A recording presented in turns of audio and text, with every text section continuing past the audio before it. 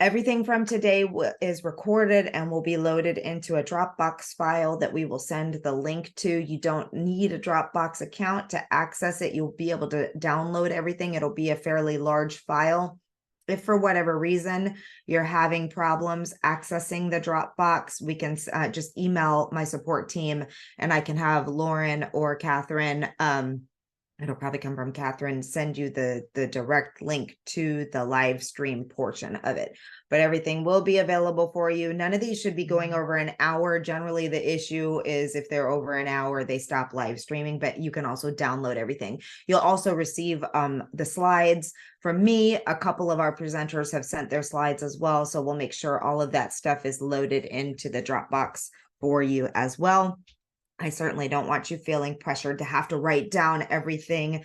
You can go back and rewatch the recordings and go through the slides on your, later to take all of it in if you need extra time on that. Okay. I'm going to attempt to share my screen. Zoom was doing really weird things yesterday in our presentation. So hopefully we are not going to have issues with that today, but fingers crossed. My technology seems to always love to throw fun things at me. So again, if you're just coming in, if you have questions, you can either hold on to them until I'm done with this presentation and then drop them in there, or just make sure that you use the word question and I'll be able to go back through the chat and see those. Okay. Super excited to bring this to you. The reason we decided to do a separate event on AI is twofold. One, I've been wanting to talk about AI just because it's just been all over the place. Unless your head has been in the sand, you've been seeing all kinds of stuff being talked about when it comes to AI. A lot of the press is negative, but there's some really cool things happening with AI. And I think we would be remiss at not sharing about the tools that are available and how we can use it. So this session is going to be a bit of an overview about what AI is, what people are doing with it, why people are upset, what good things are coming out of it, and just kind of I'm going to do a little demo of some stuff for you at the end so that you can think about how you can use these tools. And then our whole day today is focused largely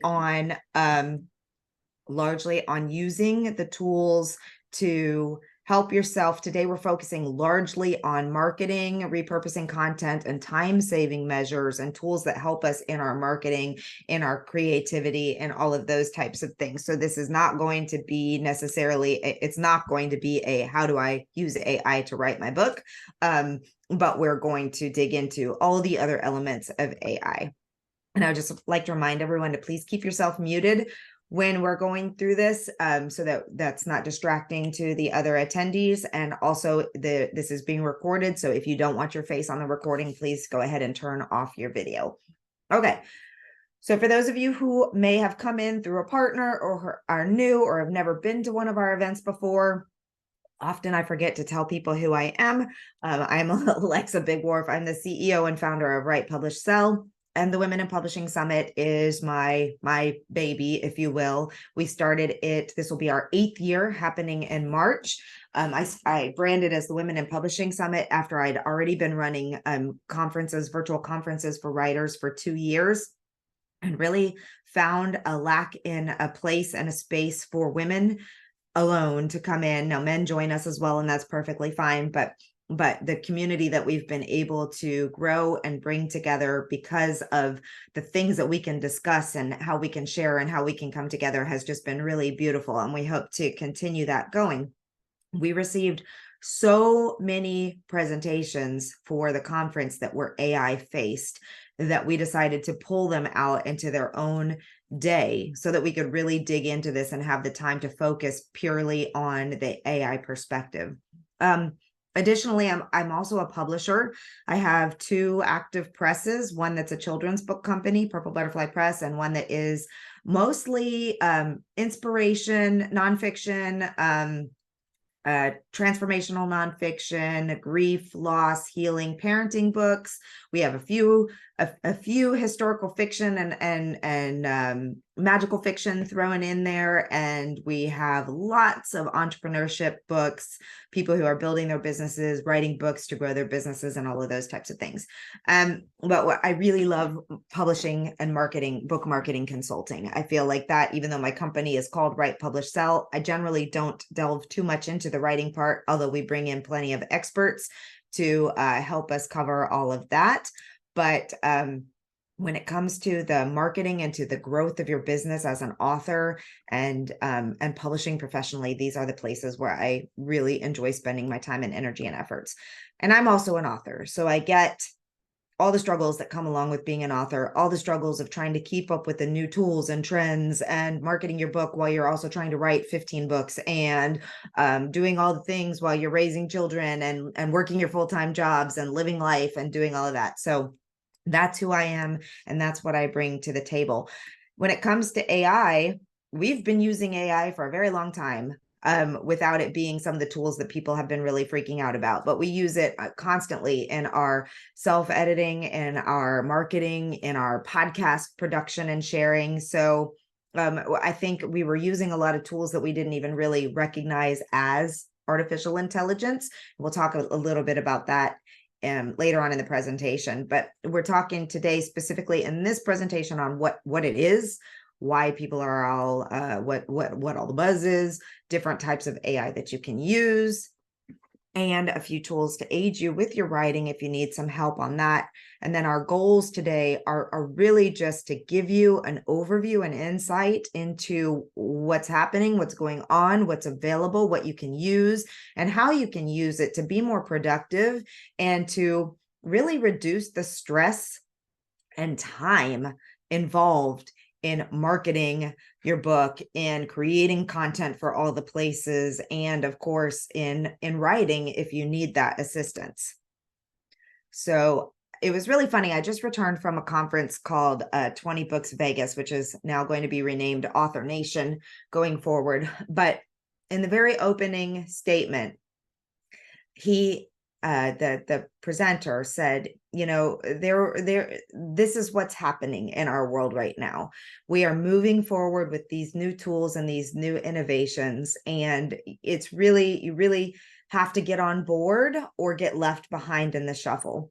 And I was thinking about when I first came into this industry back in, I guess, 2012, about how much people had been freaking out about changes that were happening at the time. For those of you who have been around and writing for a while, do you remember when they first started letting people self-publish, like how much people freaked out? It's the end of the world for books. Like, it's just going to be garbage. There's going to be so much crap out there. People are self-publishing. I remember when I told one of my friends that I was publishing a book on Amazon, Sunshine After the Storm, a survival guide for the grieving mother, and she was like, please don't let it be one of those 99-cent pieces of garbage that people are publishing. And there was a lot of concern, like, this is a big change. Now anybody can publish a book. Now what's this Kindle thing? Oh my gosh, the world of print books is going to die. There will no one will buy print books anymore because we're using electronic books.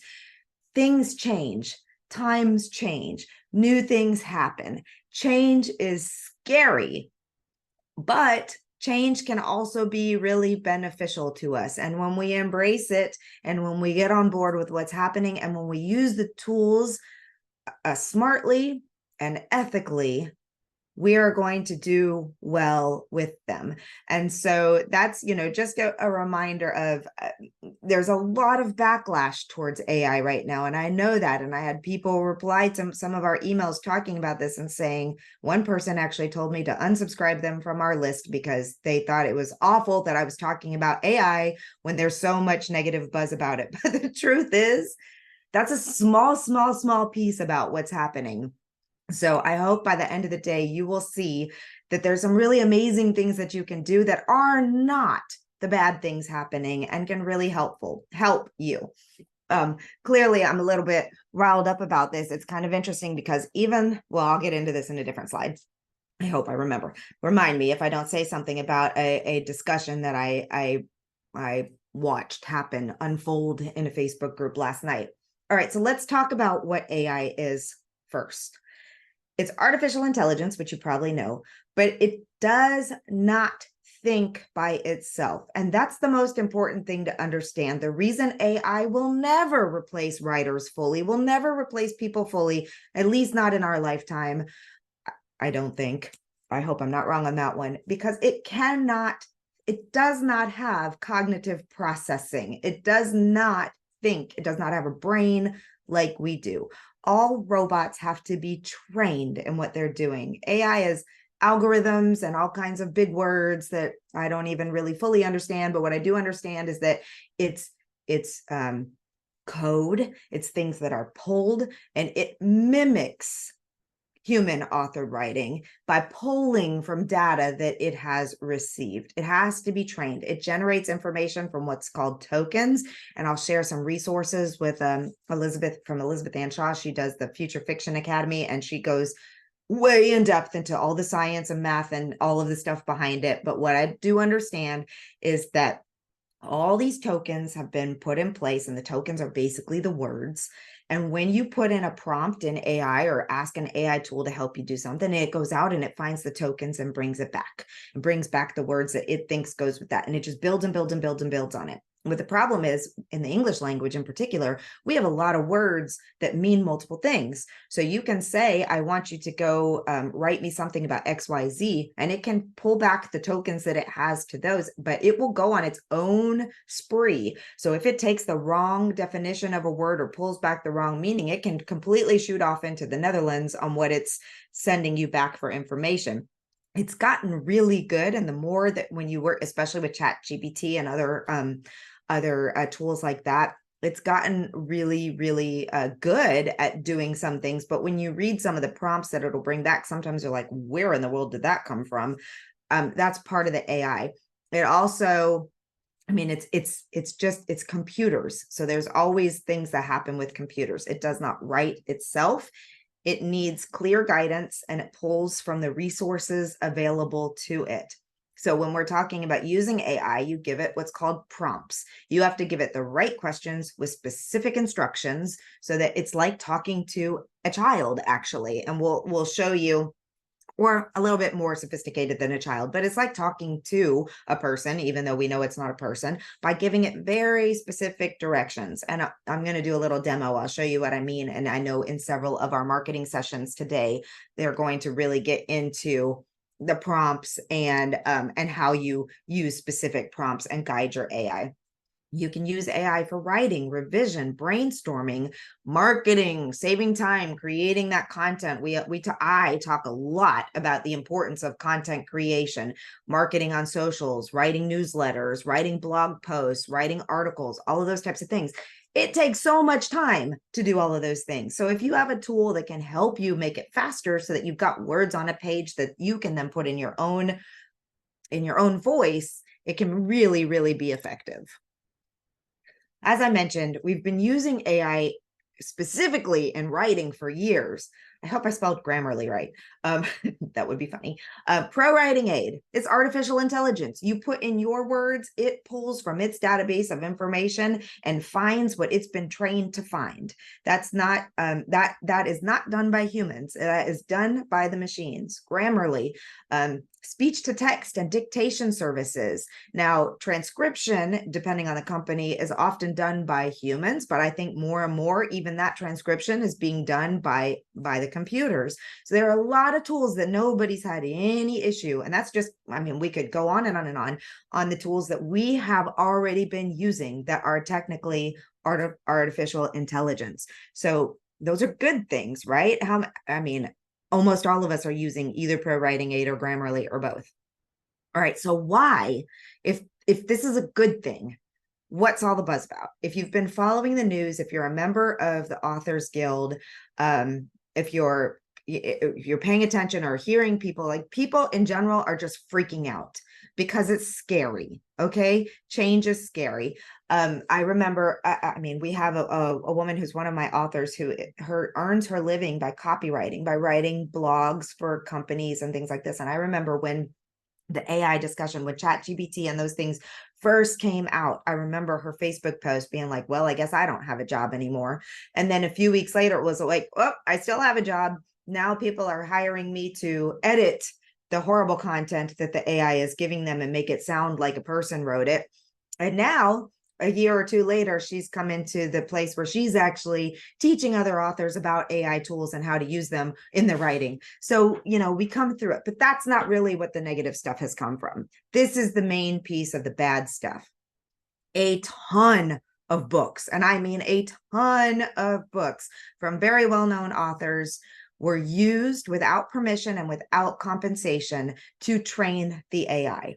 So these companies and tools pulled in data from books, pulled in entire books. Some of it came from the public domain, which is completely allowable.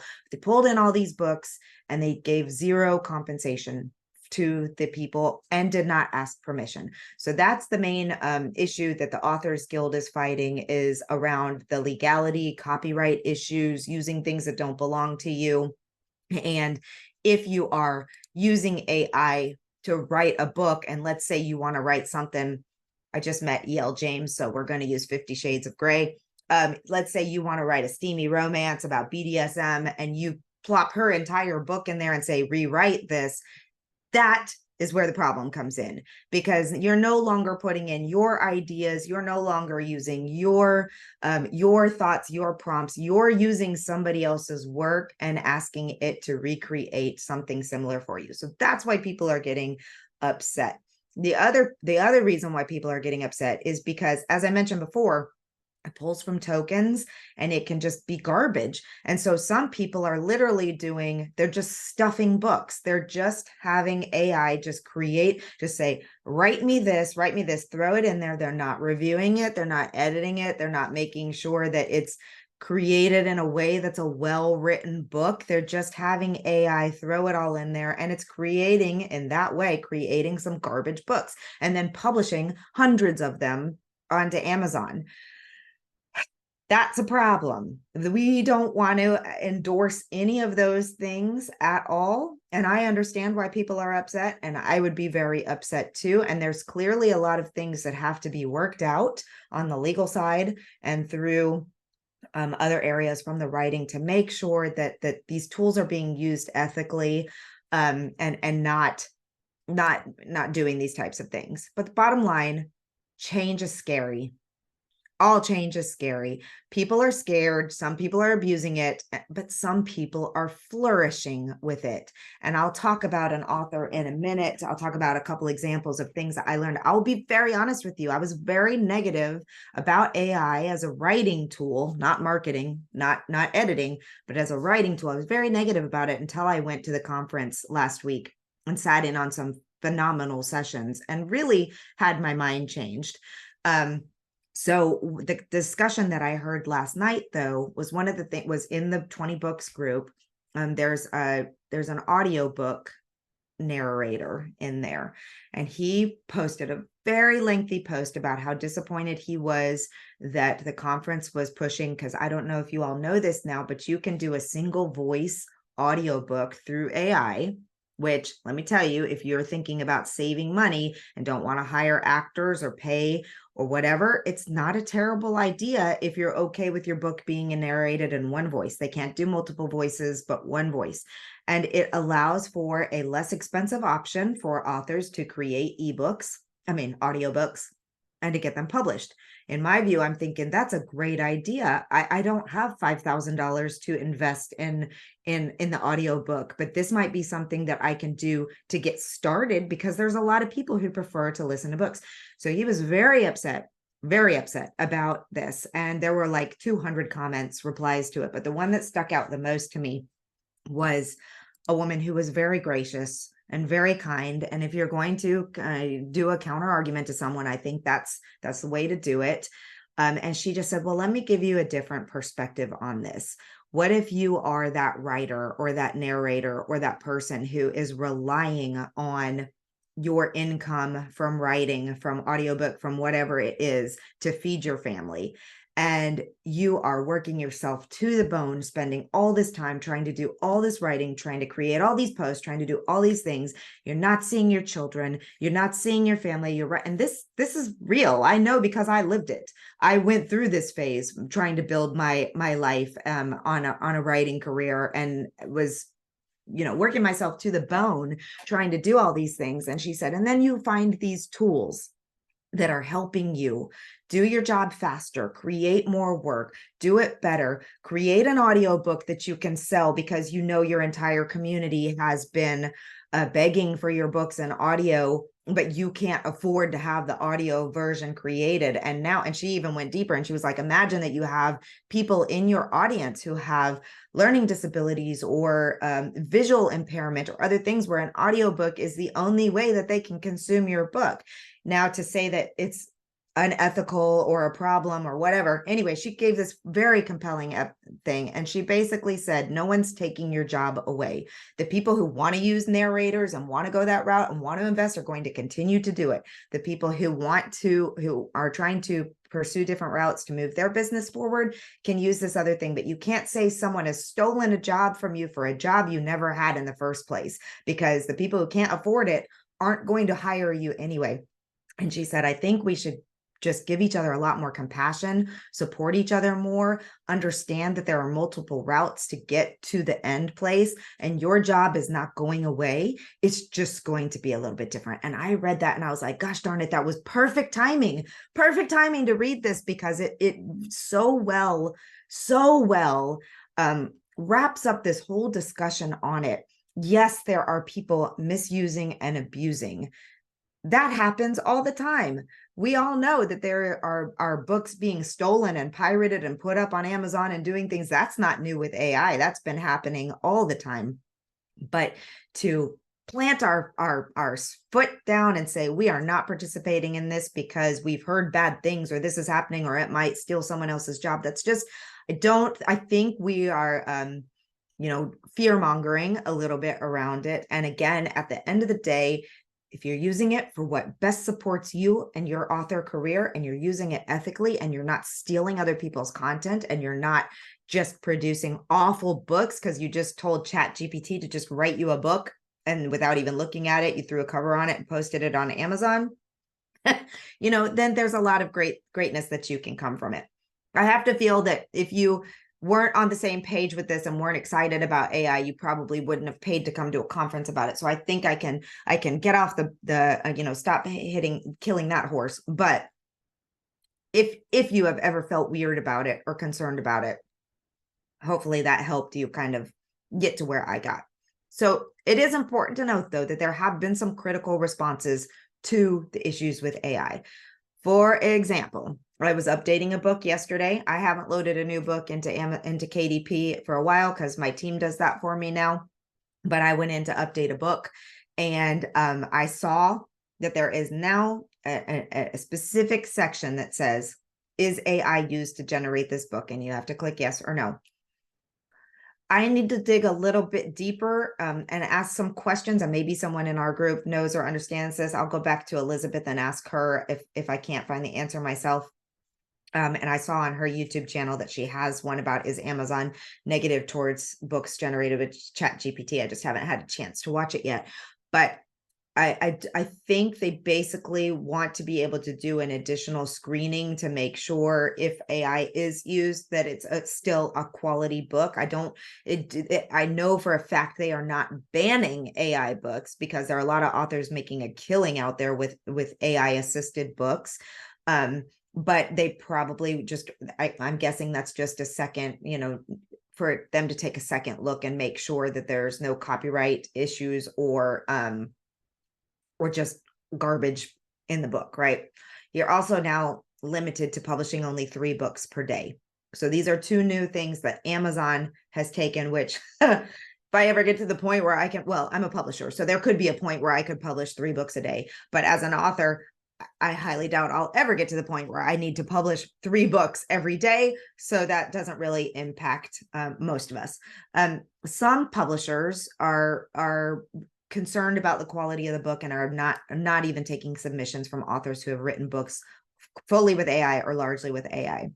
It's very obvious when you read something written by AI that it was written by AI. It uses all kinds of words that aren't, you can tell if something is fully AI, and people are taking note of this. Does this mean it will always be this way? Probably not.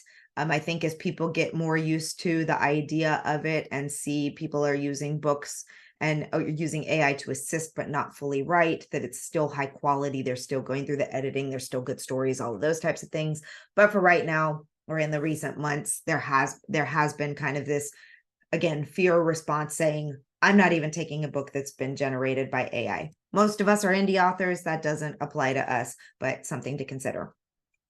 And as I've mentioned, some authors are writing excellent books. There are a lot of really good quality books out there, and AI is just assisting them in the generation of brainstorming, of moving forward, of helping to figure out a character that they're struggling with, of helping them to get to their next place. So as I mentioned, I heard Elizabeth Ann West. I think I might have called her Ann Shaw a minute ago, but Ann West at books 20 Books Vegas. And when I went into that session, again, I was like, this is garbage. I can't even believe I'm going to a session about using AI to write your book. I'm fully opposed to this.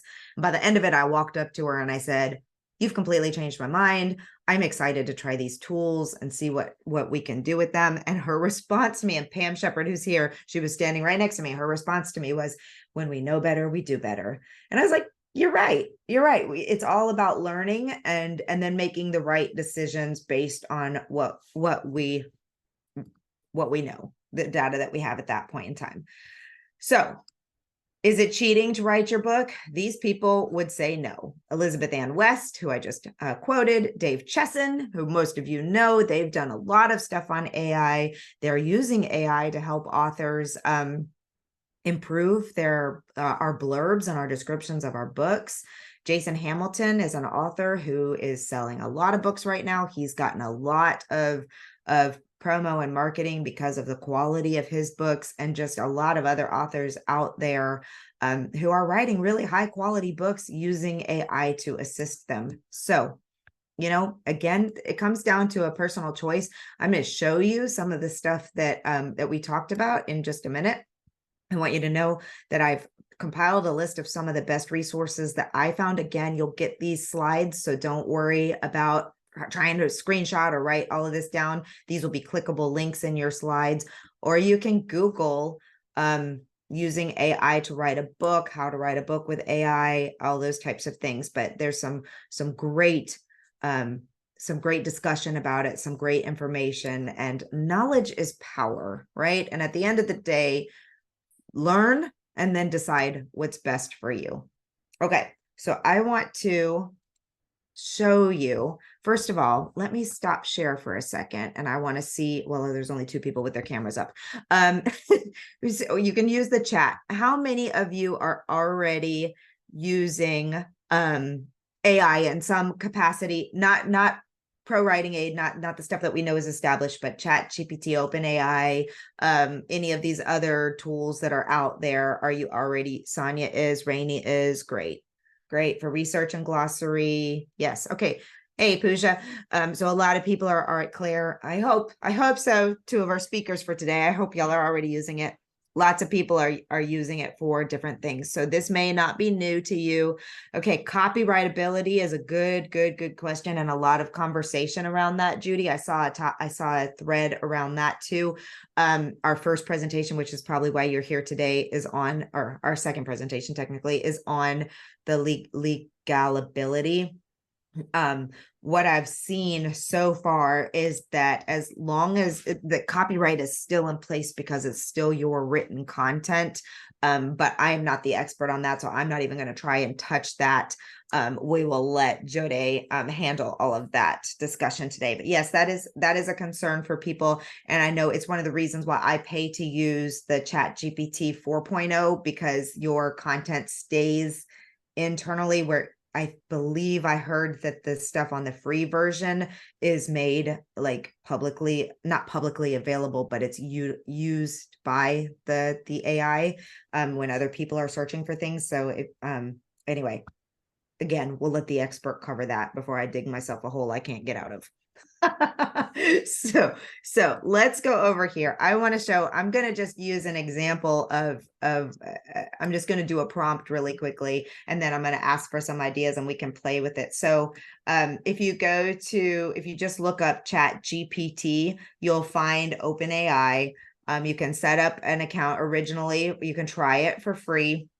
And don't do that right now because I want you to see this. Once you log in, it'll ask you whether you want to use, and these open AI models, like there's so much training on this stuff. I don't really know how to use it very well, but I use ChatGPT quite often and have been for a while to help me with writing blog posts, with writing intros to things, to writing newsletters, all of those types of things. Oh goodness. I forgot to hardwire in instead of, and this happens sometimes. This is the fun of online systems, is that sometimes they get overwhelmed and can't play. So we'll log back in again and see if it will let me back in. They had a big outage last week and couldn't get in for hours. Ironically, I think we shut it down after the presentation with Elizabeth because, oh goodness. Okay. Well, let me exit out and start over here.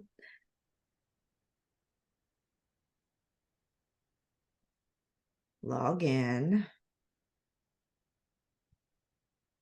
And if it doesn't pull up, then I can just talk to you about the types of things that we were able to do. Come on. Yes, we have success. Okay. Okay. I'm going to go into 4.0, into 04. That's weird. It doesn't have, okay. So it gives you ideas.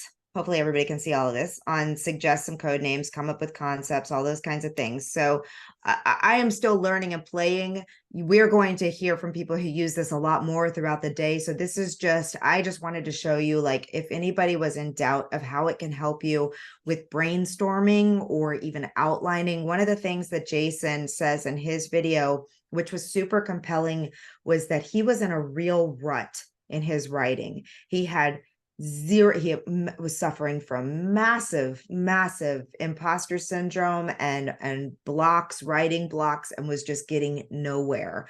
And he was not writing anything because of it. And then he started playing around with the AI tools to help him with some creativity and brainstorming.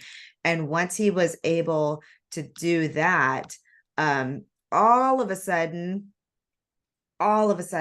he just had all these ideas thanks to the help of this tool and some other tools, and started writing more and more again. And again, you have to give it the chat, and you have to give it the prompts, and you talk to it just like you're talking to a person. Again, I'm not the expert, but we're playing today, and then you'll hear from the other folks who are the experts. So let's say you're struggling with a character, for example. So you can use things like, the more information you can give it to help you, like if you want to outline in the save the cat structure, if you want to make sure it's using the romance, the beats, if you're saying like, I'm writing a thriller, please help me do blah blah blah, the more you can give it to help you do it in the way you want it, the better. I'm just going to start with something simple. I'm going to say I'm writing a women's fiction book, and the main character is a 45-year-old divorced single mom. That sounds familiar. She's struggling with, let's make this fun, online dating and raising her children. You just tell it whatever you want. Okay, so then the question that we have, can you help me create a character profile detailing some of the things, some of the problems she might be facing, and other characteristics about her? Okay. just as an idea, just like if you're struggling trying to develop a character as one idea. Let's see if it's going to play or if it's okay. Okay, here we go. This I think is so much fun. Just watching it do this. Sometimes it's even fat. Woo, there we go. Okay, it's going to name her. Her name is Emma Thompson. Okay, and it just starts telling us about her. Like sometimes these are the things, I don't know about y'all, but sometimes when I'm writing fiction, just thinking about what their hair and eyes look like trips me up, you know? So it's just doing all the things. You don't have to use all of these things. I'm certainly not going to copy and paste into the beginning. My book is not going to start off with, my name is Emma Thompson. I'm 45 years old. I have a warm smile and expressive brown eyes. I keep my hair in a practical, stylish bob cut. I prefer comfortable, you don't. So, but as I look through this and I think, you know what? I don't like the bob.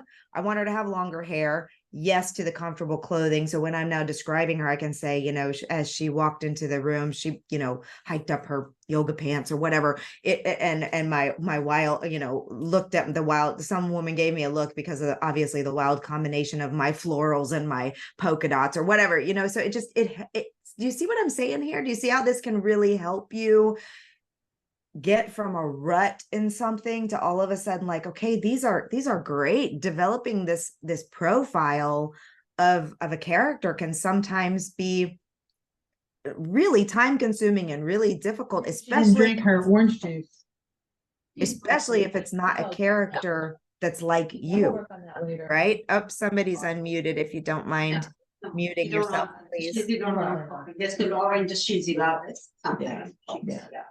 Okay, take care of that. So, I mean, this then just gives you a plethora of ideas to help you develop this character and even your plot. Now, one of the things that I did the other day is when I was playing around with it. I mean, I just love this. I love this because I can read through it and I can pull the things that I like about it. I can discard the stuff that I don't like about it. I can ask it to go back and redo this, say, you know what, I like some of these things about her, but I really, she doesn't, well, obviously, if she's struggling with online dating, she probably does battle with self-doubt and fear of being alone. But maybe I don't like the conflict that they've come up with. Maybe I can say, can you rewrite the conflict for me and help me figure out, like, this is the conflict that I've decided for her. Help me flesh that out. So I did something with my book the other day. I have written the whole first half of the book, or most of the first half of the book, and I've written most of the ending. I'm really stuck in the transition piece, like how we get from this part of the plot line to this next part of the plot line. And so I grabbed the last chapter from the first half of the book that I had finished, and I've already done this one, so we'll pull it up there. And I told it, I'm writing a romantic comedy set in Paris. I gave it a little bit of background and information on the story, told them what has happened up to then. And I said, this is a completely unedited chapter. This is just a draft chapter. I said, this is a chapter so far that I have, and I dropped that in there. And then I asked it to write the next chapter. Can you write the next chapter? Again, you have to give it very specific things. And so again, there's no way I, as a writer who's very proud of my ability to write and what I'm writing and my creativity, there's no way I would just copy and paste this and use it. Also, I don't like everything that it came back with. Also, everything in here is not written very well. But what it did was it gave me some ideas on what that next interaction can be between these two characters. And actually, I didn't like what it gave me. So I said, let's try this again. Please revise what you just wrote. Instead of the two of them going on a walk and everything ending well, they need to have an argument about something. Lila was just left at the altar. She's definitely not ready to have another relationship and is confused as to why she's thinking about him so much. Gave it more details. Certainly, here's the revised edition. And it popped out another one for me. So now I can take this, I can pull from it, I can decide if I like it, I can keep having the AI fix it, or I can just say, okay, this is great. These are words I can work with. This is an idea I can work with, and I can pull back in there. But I'm telling you right now, the biggest thing that this accomplished for me, whether I use a single word that came out of this or not, the biggest thing it did was unstick me, because I've been so frustrated with the next part of this book and how to move forward that I just did nothing. I was paralyzed with moving to the next place. And that's part of the reason it took me 4 years to do my first book, because I just got stuck. So having this ability to come in here and say, can you just help me figure out how to get from this part to this part, or give me some ideas, or let me tell you about Philippe. What things might he get upset about? What might have caused an argument? You can tell it lots of details and ask it to do these kinds of things. All right, so let me go back with another idea here. Let's do a new chat. Okay, from the nonfiction side. I love using this on the nonfiction side too. Always be very careful if you pull research, because again, the research, the information, the tokens that are included have been pulled from other sources, but it can help you. And we did this. So I'm also writing a World War II fiction. I'm writing a World War II fiction drama set mostly in Paris and northern France and Normandy in 1939 to 1944. My main character, I just said I was going to do, no, I don't want to do that. I'm going to do nonfiction. Can you please tell me some of the major events that happened in Paris in this time frame? This is awesome, right? Do you know how much time I have spent researching the events happening in World War II? So check this out. This really can help you pull information quickly and in a way that will help me think, okay, these are the things that I want to incorporate. These are the things that don't make any sense. And at the end of this, I'm going to say, I'm going to ask it to tell me about American volunteers in the American Red Cross, or more about the resistance activities, because that's definitely something that is a lot in the book. So that is helping you on the research side. And then for nonfiction, for other types of nonfiction, you might be looking at, let's see, I'm writing a book about, no, I got a better idea. I'm writing a post, we're going to say blog post about my favorite tools for growing an author business. So again, imagine you're doing a nonfiction book and you're teaching people how to grow a business, how to start a business, whatever. This will save you some time. Can you please describe the following tools? 17 hats, pro writing aid, Acuity. What else do we use? Google Suite.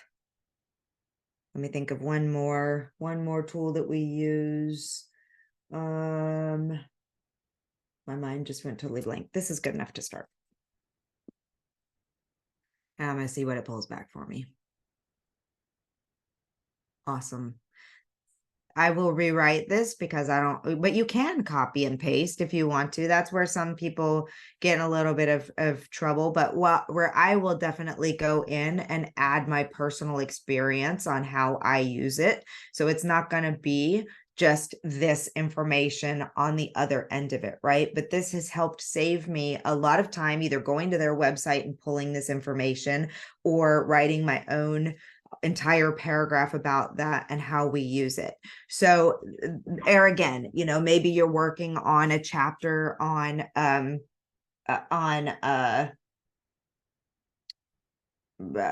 don't know, maybe you do health stuff and you're working on mental health and you want some good information on daily breathing exercises. Maybe and a lot of these things, right? That's the thing. You're not, I know these things. I use these tools every day. I know what they do. So I'm just asking it to help me speed up my process.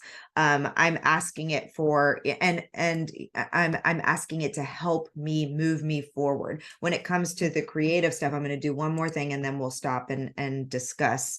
I'm going to say, okay, I want to write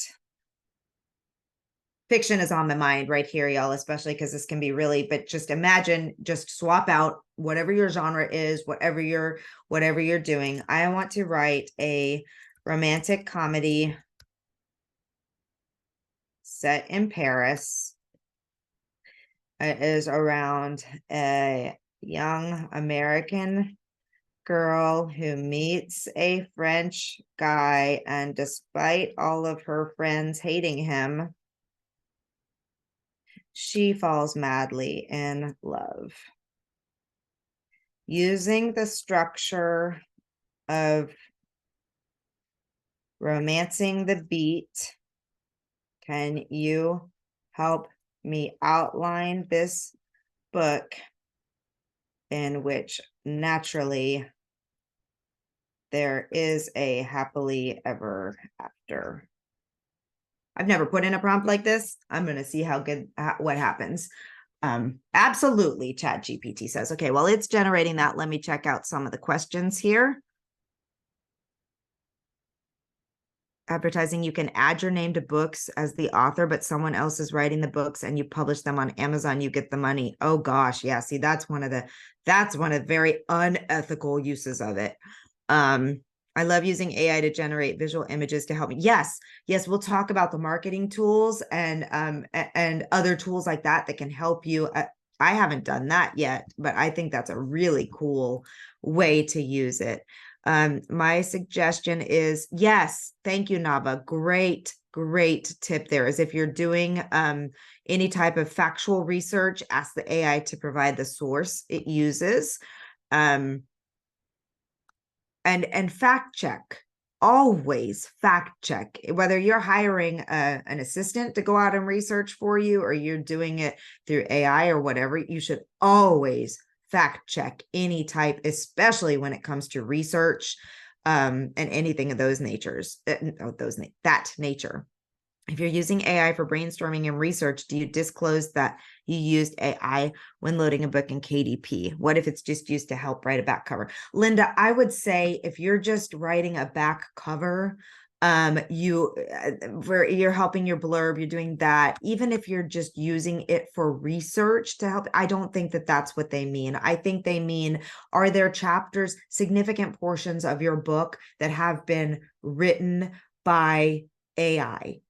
And that to me is really what the nature of that is. But I'm going to ask Elizabeth to see if she has more insight, or actually I'm going to go watch her YouTube channel. But again, when you're using it, I'm not a proponent for just saying, write me my book and then copy and paste. Obviously, that would be a yes, I used AI to generate my book. I'm using it for these types of things. Help me outline, help me move past this block, help me figure out what's going on with this character, help me figure out the next chapter. But again, I'm not going to copy and paste that chapter. There's a whole bunch of it I don't even like. But what it's done is it's helped my brain think, okay, I like this idea. I'm going to use this idea and I'm going to write the idea the way that I want it to. If you're using it to write the chapters, that's fine too. But in that case, you will definitely want to make sure that, it's not garbly gunk, that it's really well written, that it's edited, that you do the things that you do. And in that case, you would need to disclose that it's been written largely by AI. But I haven't done the research yet. I just saw this yesterday when I was looking at a book. So it's the first time I've even seen that in there. So I promise I will do some due diligence research on that and get back to you on what I'm finding as the answer. I just probably won't be able to get that to you until the end of November because I will be out of the office for the next 10 days. Okay, but this is amazing. See, it's done this, and it's okay. This is the other thing that they were talking about. And you may agree with me or disagree with me. I'm a nonfiction writer. I am brand new to the fiction world, and it has been a big struggle for me to learn all of the rules that come along with each genre, right? All the beats. Well, I didn't even know what a beat was until I started writing my first novel a few years ago. Like all of the way that the story should be structured, the arcs, all of those types of things. That's a lot to learn. This is also helping you learn your craft. So it's helping me figure out, like, this is the structure from Romancing the Beat, if I'm going to, and look at that, it puts from Gwen Hayes, it pulls it out, it helps me. It did not write my book for me, but great day. Is this going to help me like figure out what needs to be happening?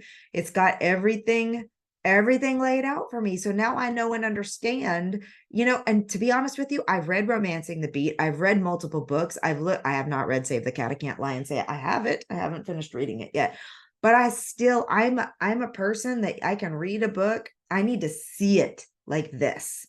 This is so much clearer to me and will help me because I'm a pantser. I'm not a plotter. I can't for the life of me. What I found out, there's a new term, maybe not a new term, but a new term to me. I am a discovery writer. Joanna Penn talked about this, and I got a great book recommendation from her presentation on what discovery writer is. We cannot sit down with a plotted anything and write from that. Like, we have to be able to discover what's happening, right? So this helps me be a discovery writer with guidelines, So like I said, my opinion was wildly changed about AI and how it can be used for writing and creativity and help us get past stumbling blocks and learn our craft.